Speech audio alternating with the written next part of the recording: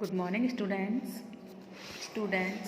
आज हम पढ़ रहे हैं कक्षा 4 में आशा पुस्तक से पाठ 8। पाठ का नाम है मदन मोहन मालवीय। पाठ परिचय। इस पाठ में पंडित मदन मोहन मालवीय के निर्भीक चरित्र के बारे में बताया गया है। निर्भीक मतलब जो किसी से ना डरे। सोच, आप पंडित मदन मोहन मालवीय की जगह होते तो क्या करते? काशी हिंदू विश्वविद्यालय के संस्थापक पंडित मदन मोहन मालवीय भारतीय संस्कृति के अनन्य पुजारी थे। उन्होंने अपना सारा जीवन देश सेवा में समर्पित कर दिया। वे उदार, विनम्र, निराभिमानी एवं अपने सिद्धांतों पर अडिग रहने वाले व्यक्ति थे। अडिग रहना मतलब अपने वचन पर टिके रहना। राजा राम सिंह मालवीय जी की विद्वता से काफ़ी प्रभावित थे। विद्वता मतलब कि उनके ज्ञान से। वे चाहते थे कि मालवीय जी उनके दैनिक अखबार हिंदुस्तान का संपादक बने। अवसर पाकर राजा रामपाल सिंह ने मालवीय जी से अपने पत्र के संपादन के लिए निवेदन किया। मालवीय जी ये जानते थे कि सरकारी स्कूल के साधारण अध्यापक से पत्रकारिता का जीवन कहीं व्यापक और उच्च स्तर का है। व्यापक मतलब कि फैला हुआ। इस पत्रकारिता के माध्यम से वे देश में जागरूकता भी ला सकते हैं, लेकिन राजा साहब के साथ तालमेल बैठाना उनके लिए मुश्किल होगा। अंत में उन्होंने बहुत सोच विचार कर राजा साहब को संदेश भिजवाया कि वे इस शर्त पर हिंदुस्तान का संपादन करना स्वीकार करेंगे कि राजा साहब जिस समय शराब पिए हुए हों उस समय किसी भी प्रकार के विचार विमर्श के लिए पंडित जी को उनके पास न बुलाया जाए। यदि इस अवस्था में किसी दिन उनको बुलाया तो उसी दिन से वे संपादन का कार्य छोड़ देंगे। तो उन्हें सब कुछ पहले से जानकारी थी राजा साहब के बारे में, इसलिए वह नहीं चाहते थे कोई भी परेशानी आए, तो उन्होंने ये शर्त उनके सामने रखी थी। विश्वविद्यालय का अर्थ होता है जहाँ उच्च शिक्षा की पढ़ाई होती है। संस्थापक का अर्थ है स्थापना करने वाला। तो जो मदन मोहन मालवीय जी है, उन्होंने जो विश्वविद्यालय है काशी हिंदू विश्वविद्यालय, इसकी स्थापना की थी। निराभिमानी का अर्थ है जिसको अभिमान ना हो। अडिग का अर्थ है स्थिर रहना। अवसर का अर्थ है मौका। अध्यापक का अर्थ है शिक्षक। पत्रकारिता का अर्थ है अखबार के लिए लिखना।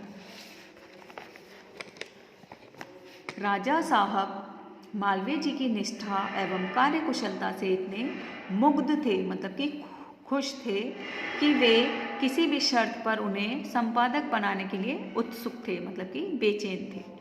उन्होंने पंडित जी की शर्त को स्वीकार कर लिया। इस प्रकार जुलाई 1887 को मालवीय जी ने अध्यापक पद से त्यागपत्र दे दिया और हिंदुस्तान का संपादन संभाल लिया। त्यागपत्र का अर्थ है इस्तीफा।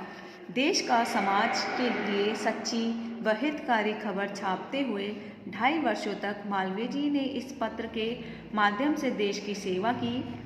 उनके इस देश सेवा के भाव ने समाज में खूब जागृति ला दी। हिंदुस्तान देश भर में लोकप्रिय पत्र माना जाने लगा। एक दिन राजा राम सिंह ने पंडित जी को किसी महत्वपूर्ण विषय पर विचार विमर्श करने के लिए रात को बुलाया। उस समय वे भूल गए कि उन्होंने मद्यपान किया हुआ है। मालवीय जी ने आते ही वातावरण में दुर्गंध आई। वे समझ गए कि राजा साहब मदमस्त है। फिर भी मालवीय जी वहाँ बैठे। राजा साहब से जिस विषय पर परामर्श करना था वह किया। बातचीत को निपटारा। मालवीय जी अपने कक्ष में आए और तुरंत अपना त्यागपत्र लिख दिया। दूसरे दिन राजा साहब को त्यागपत्र देते हुए उन्होंने कहा, हमारी आपकी एक शर्त थी, वह शर्त कल आपने तोड़ दी। यह लीजिए मेरा त्यागपत्र, मैं अब यहाँ से जा रहा हूँ। उत्सुक का अर्थ है तैयार। मद्यपान का अर्थ है शराब पीना। दुर्गंध का अर्थ है बदबू। मदमस्त का अर्थ है शराब के नशे में। परामर्श का अर्थ है विचार विमर्श। कक्ष का अर्थ है कमरा, त्यागपत्र का अर्थ है इस्तीफा। राजा साहब को स्मरण हो आया, उन्हें इस आकस्मिक संकट में बड़ा आघात लगा। उन्होंने आघात हुआ मतलब कि उन्हें चोट लगी, दुख हुआ।